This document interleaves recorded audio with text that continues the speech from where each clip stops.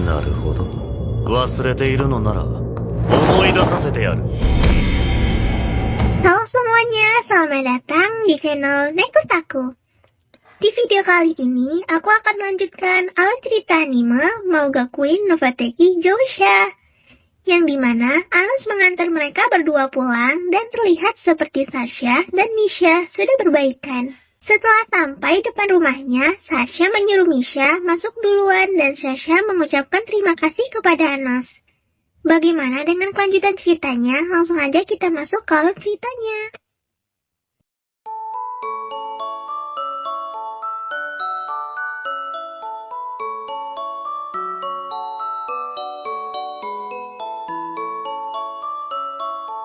Episode dibuka dengan Sasha yang menanyakan perasaan Misha kepada Anos dan Misha menjawab dengan yakin bahwa ia menyukai Anos. Lalu Misha bertanya balik ke Sasha dengan pertanyaan yang sama.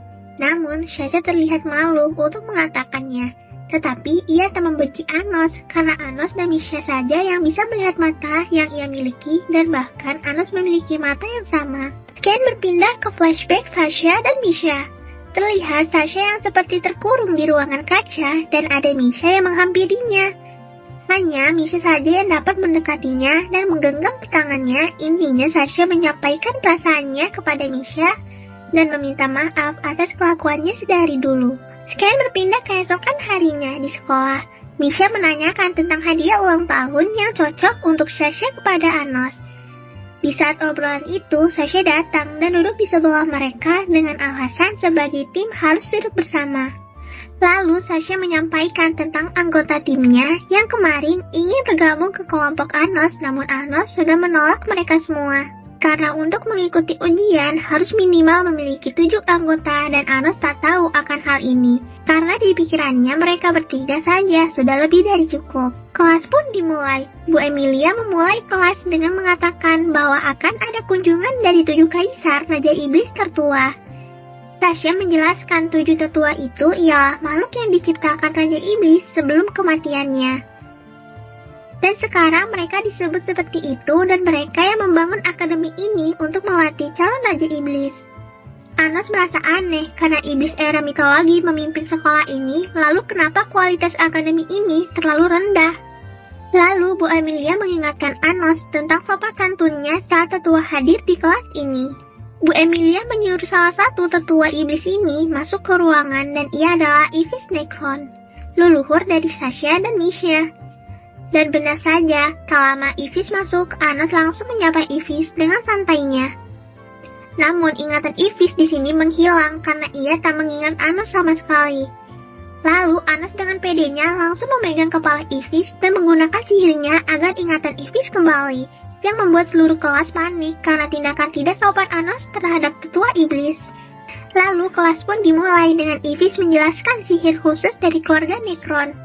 Saat penjelasan, Sasha kaget karena Anos tak mencatat penjelasannya. Tetapi buat apa? Karena dia sudah mengingat itu semua, karena itu juga ciptaannya.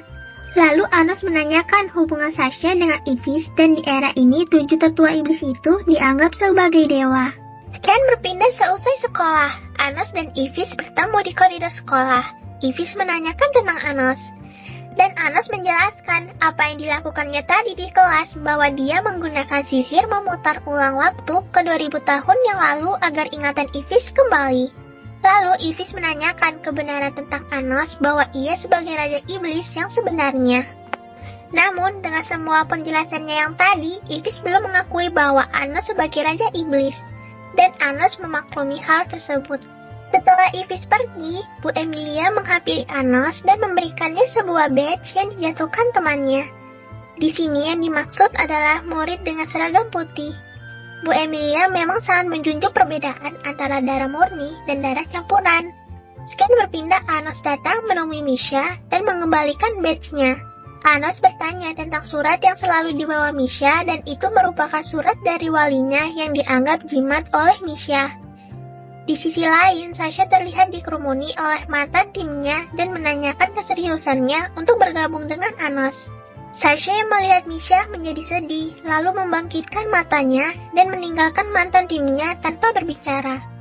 Lalu Shen berpindah ke ujian di dalam Dungeon. Setiap tim akan mencari alat sihir, senjata, baju besi, dan sebagainya. Item yang didapat akan menjadi milik ketua tim. Dan ujian pun dimulai. Para murid yang lain langsung berlarian ke dalam Dungeon untuk berebut item yang ada. Namun Anos hanya santai dan mengatakan bahwa mereka hanya perlu mengambil tongkat raja yang berada di altar lantai terbawah. Akhirnya mereka mengikuti Anos dengan menggunakan jalan rahasia yang hanya diketahui Anos.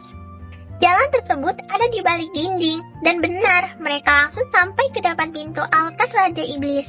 Sasha mengatakan walaupun mereka bisa ke sini, mereka tidak akan bisa membuka segel yang sangat kuat yang mengunci pintu tersebut. Namun Anos mengatakan dengan mudah, kalau tidak bisa dibuka dengan sihir, ya tinggal dibuka manual aja. Akhirnya mereka sampai ke altar tersebut dan mengambil tongkat tersebut. Lalu Anos yang sebagai ketua memberikan tingkat tersebut ke Sasha, dan selagi itu Anos mengajak Misha untuk ke ruangan hartanya. Misha diperbolehkan mengambil apa aja yang dia inginkan, namun Misha hanya memilih jubah merah yang digunakan untuk hadiah ulang tahun Sasha. Anos memberikan waktu kepada Misha untuk memberikan hadiahnya, namun saat Anos kembali, ia melihat Misha yang tertusuk oleh belati yang dilakukan oleh Sasha. Anos tak heran sama sekali karena ia tahu akan ini, tetapi Sasha berpikir bahwa ia sudah menang dan terus mengancam Anos bahwa Misha akan mati jika dibiarkan. Namun Anos menganggap bahwa Sasha tak ingin Misha mati karena tingkahnya ini. Saat ia ingin kabur karena Anos yang sedang menyembuhkan Misha, namun rencana tersebut tak berhasil bahwa Anos dapat menyembuhkan Misha dengan sekejap dan menangkap Sasha yang hendak kabur. Misha yang tersadar untuk Anos berhenti menyakiti Sasha. Dan di saat itu, Sasha pergi melarikan diri dan Anos yang menanyakan yang sebenarnya kepada Misha tentang dirinya dan Sasha. Bahwa di hari ulang tahunnya nanti, Misha akan menghilang dan mengatakan bahwa dirinya itu tak ada sejak awal. Dan itu semua karena ulah Ivis yang membagi jiwa Sasha, dan alasannya karena Ivis membiarkan mereka berdua berlatih sendirian dan nantinya kekuatan masing-masing akan menjadi satu. Dan akan cocok untuk menjadi Raja Iblis.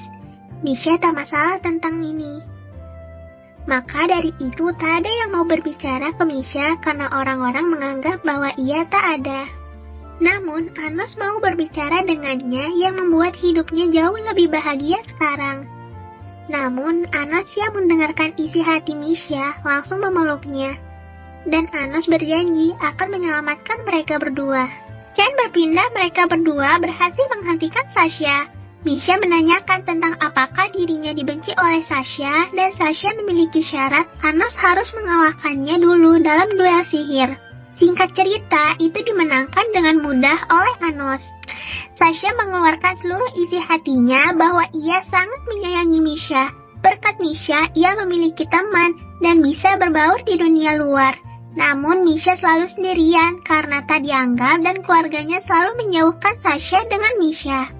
Oleh karena itu, Sasha berusaha keras mencari sihir yang bisa mematahkan kutukan ini, dan ia menemukan sihir Delt yang bisa membuat Misha menjadi tubuh utama, dan syaratnya hanya Sasha yang harus mati. Oleh karena itu, Sasha selalu jahat kepada Misha agar Misha benci kepadanya dan dapat membunuhnya. Namun di saat sihirnya hampir berhasil, Misha menggagalkan sihir tersebut. Singkat cerita, mereka bisa berbaikan dan Misha sudah ikhlas akan menghilang. Namun Sasha terus memohon kepada Anos untuk membunuhnya agar Misha selamat. Namun Anos menawarkan satu hal, jika mereka berdua percaya Anos sebagai Raja Iblis, dia dapat membatalkan sihir tersebut dan membuat Misha dan Sasha selamat. Saat Anos mau menggunakan sihirnya, Ivis datang dan langsung menusuk Anos dengan pedangnya. Namun, Anos tak selemah itu, dan Anos bisa selamat dari tusukan tersebut. Ivis tak terima karena Anos mau menggagalkan sihir yang membangkitkan tuannya tersebut. Padahal tuannya tersebut sudah bangkit sendiri di depan matanya. Dan Anos berhasil mengumpulkan Ivis dengan satu serangan. Lalu Anos melanjutkan kembali sihirnya untuk menyelamatkan Necron bersaudara. Dan sesuai dugaan Anos, karena memainkan waktu, Dewa Pelindung Waktu datang menghentikan mereka. Dewa ini bernama Eugol Laravias. Dan untuk menghentikan Anos, dia mengambil tubuh Ivis dan memberikannya kekuatan Dewa Waktu kepada Ivis. Namun, walaupun sudah mendapatkan kekuatan dewa itu, belum cukup untuk mengalahkan Anos. Anos menggunakan pedang legendarisnya yang tak diketahui oleh semua orang karena yang melihat pedang tersebut dipastikan akan mati, yang berujung dengan kemenangan Anos yang membuat Ivy sadar akan muasalnya serta siapa Tuan sebenarnya, yakni Anos Voldigord. Serta sihir yang digunakan kepada Misha dan Sasha pun berhasil, yang membuat mereka berdua menjadi selamat. Mereka pun keluar dari Dongyeon dengan disambut mentari pagi. Sasha dan Misha saling mengungkapkan isi hatinya dan berterima kasih terhadap Anos. Lalu Anos memberikannya cincin dari ruang hartanya sebagai hadiah ulang tahun dan mereka saling mengucapkan selamat ulang tahun. Dan Anos menawarkan mereka untuk makan bersama di rumahnya. Sampai di sini dulu alur cerita anime Mauga Queen Reveteki Gausha yang bisa aku ceritain ke kalian. Jangan lupa klik tombol subscribe supaya kedepannya lebih semangat lagi buat kontennya. Sampai jumpa di next video.